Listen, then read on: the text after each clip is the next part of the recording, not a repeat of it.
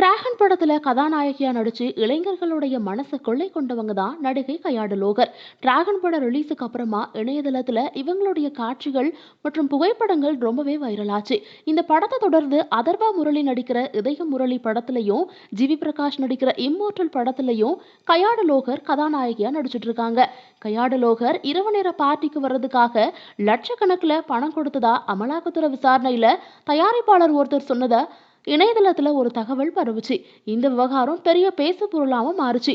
இத பத்தி எந்த ஒரு கருத்துமே தெரிவிக்காம இருந்த கயாடு லோகர் சமீபத்துல நேர்காணல் ஒண்ணுல இத பத்தி பேசியிருக்காங்க. அப்போ சோஷியல் மீடியாக்கள்ல என்ன பத்தி பரவற தப்பான கருத்துகள் ரொம்பவே வேதனையா இருக்கு. ஒரு கண்ணியமான பின்னணியில இருந்து வருபவள்னா பின்னால பேசுறவங்கள பத்தி கவலைப்படவில்லை அப்படின்னாலும் ஆழ் மனசுல அது உறுத்திக்கிட்டே தான் இருக்கு. எந்த தவறுமே செய்யாம கனவை நோக்கி ஓடிக்கொண்டிருக்கும் என்னையே டார்கெட் செய்றாங்க அப்படின்னு கண் கலங்கினபடி பேசியிருக்காங்க. இந்த வீடியோ சோஷியல் மீடியால ரொம்பவே வைரல் ஆயிட்டு இருக்கு. இந்த வீடியோ உங்களுக்கு பிடிச்சிருந்தா லைக் பண்ணி சப்ஸ்கிரைப் பண்ணிக்கோங்க.